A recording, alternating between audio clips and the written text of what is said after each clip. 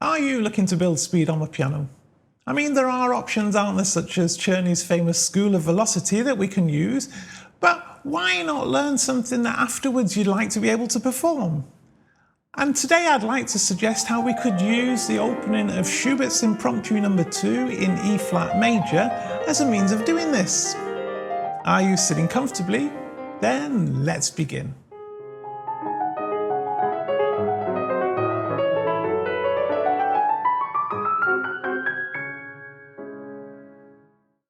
Hi, this is Tommy with Tommy's Piano Corner, the place for returning pianists or indeed anybody who loves piano to share tips and ideas of how to get the best from this great hobby. If it is your first trip here, then please do consider subscribing. Simply hit the little icon in the bottom right hand corner of your screen now and it's all done for you. Playing quickly is a technique, or probably more accurately a superset of techniques that many of us struggle with on the piano, don't we? I mean, despite getting to my grade 8 in my sort of early 20s, playing fast was never something I was really comfortable with, and I would generally just gravitate towards slower music because I couldn't really get my brain round playing at speed. For example, I even avoided learning the entire Beethoven Fugue release simply because I was daunted by that little 30-second note section in the middle, which is, quite nimble and quick.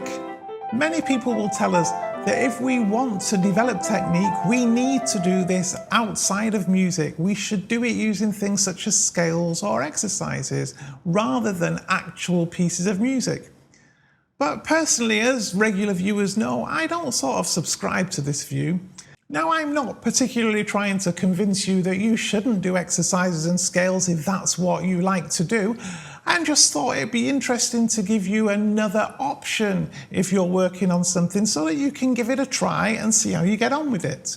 The reason I think this is a great piece to use as a speed building exercise is that first, we have a left hand that is very easy to control.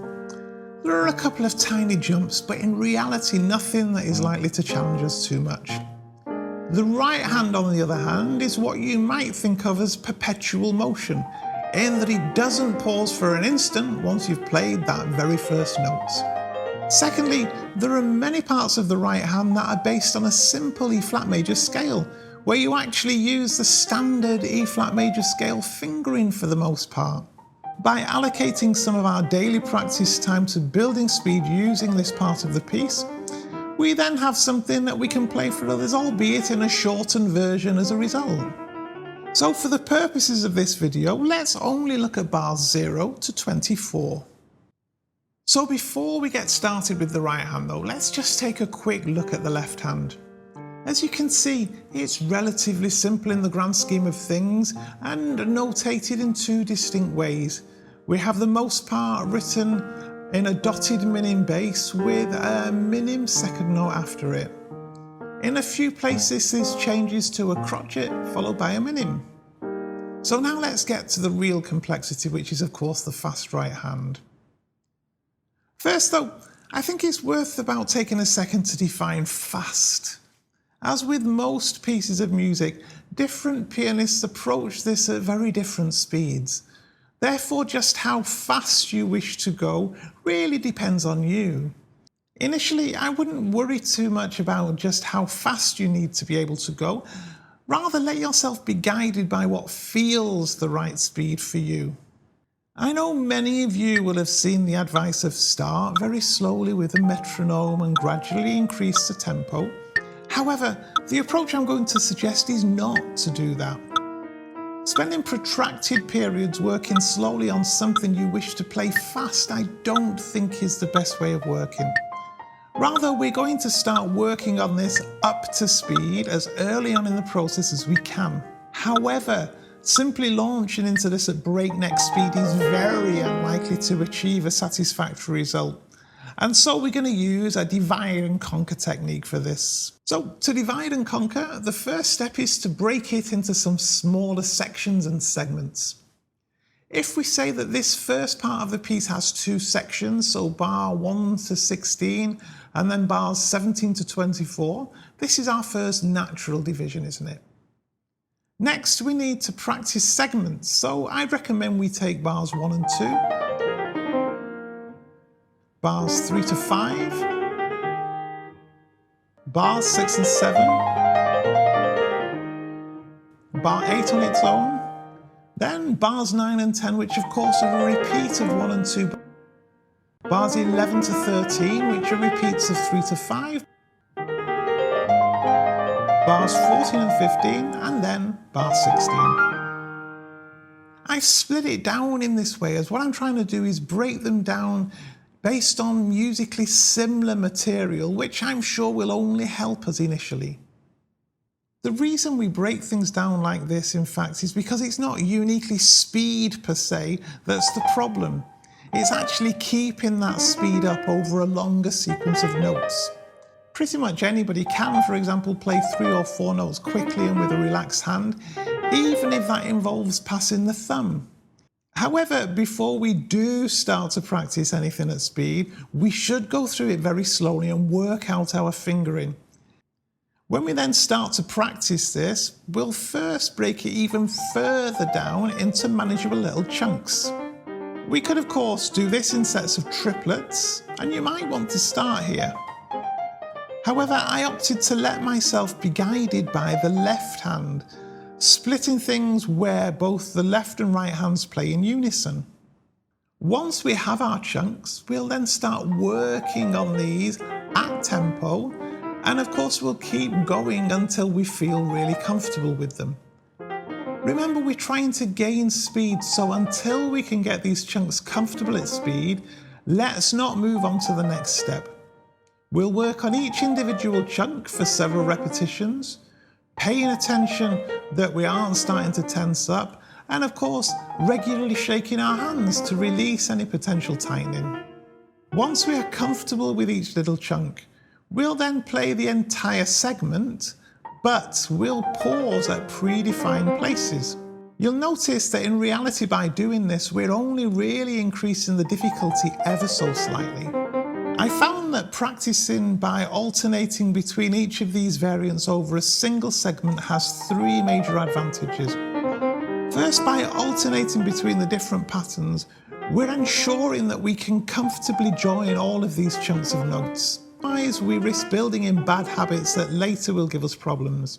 Also, by regularly alternating, we avoid going onto autopilot.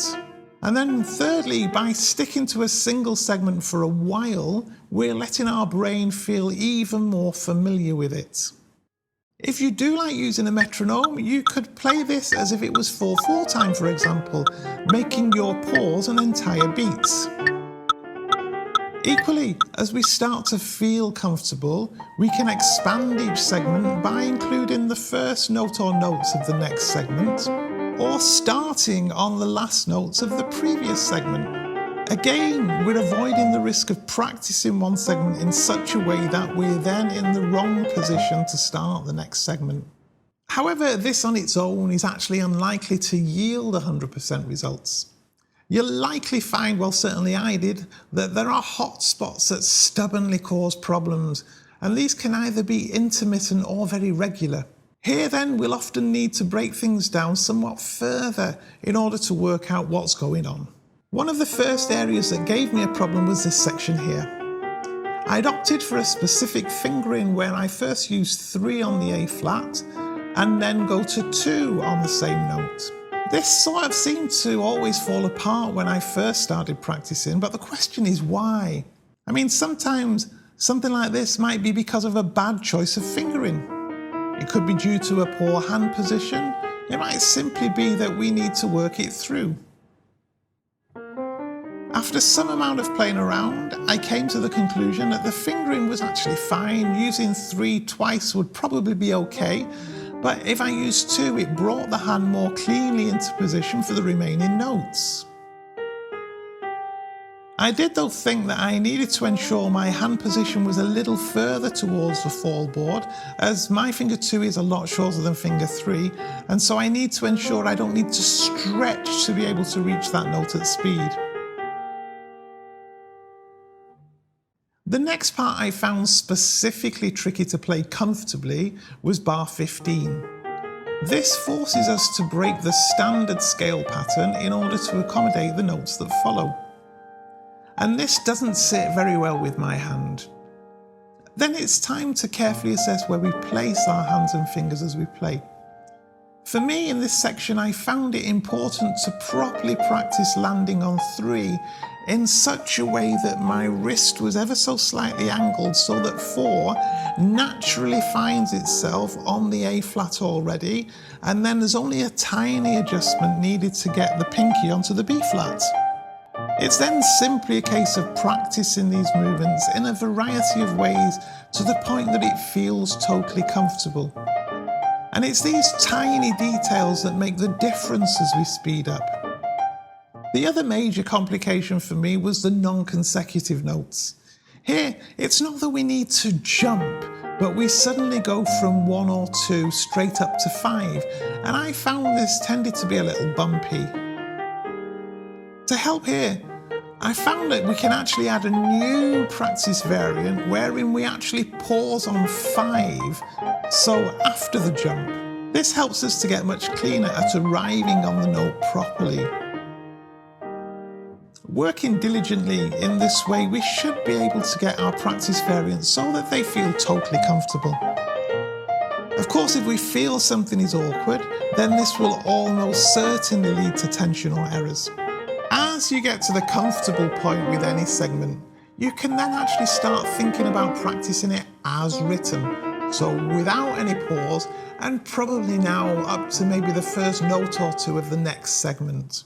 Again, the key is that this should start to feel easy, and it's really important not to move on before it actually does.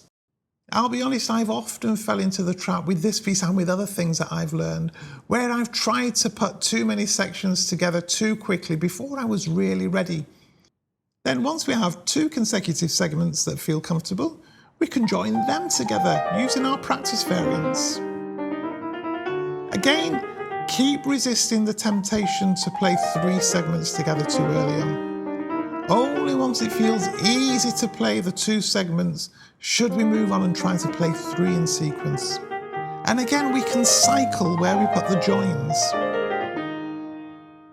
If mistakes start to creep in, the best thing to do is to go back a step straight away. So for example, if we're working on a section as written and it starts going wrong, then let's go back to the practice variants for that segment, or even the chunks if necessary.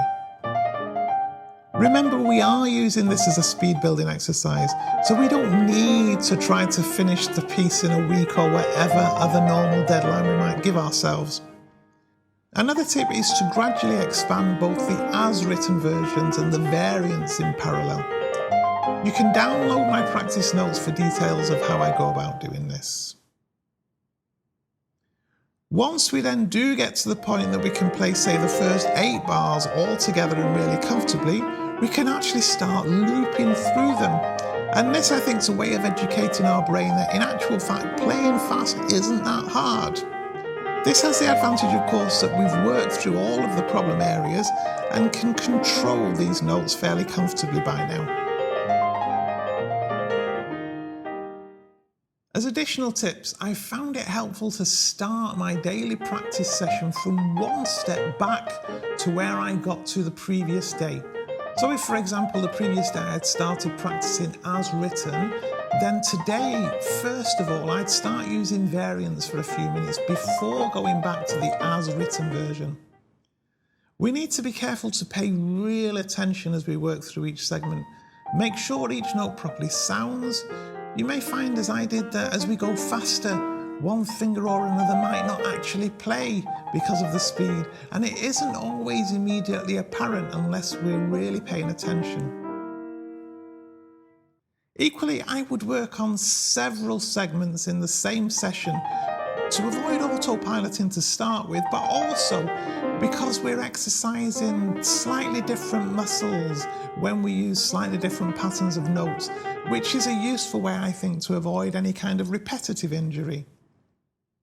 I'd also recommend that you use exactly the same building blocks approach when practicing the part that repeats an octave higher.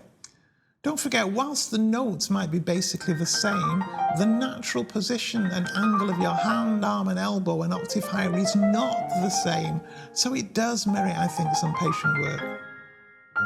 Personally, I didn't practice this hand separately.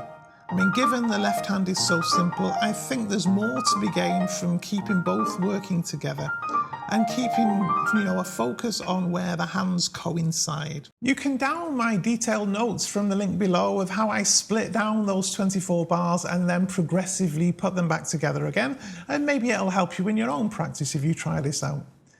Give it a go and let me know how you get on in the comments. If you're not already, then please do subscribe to Tommy's Piano Corner. Don't forget to hit the little bell icon so you're notified of new videos as and when they're released. I do thank you very much for watching and look forward to seeing you very soon.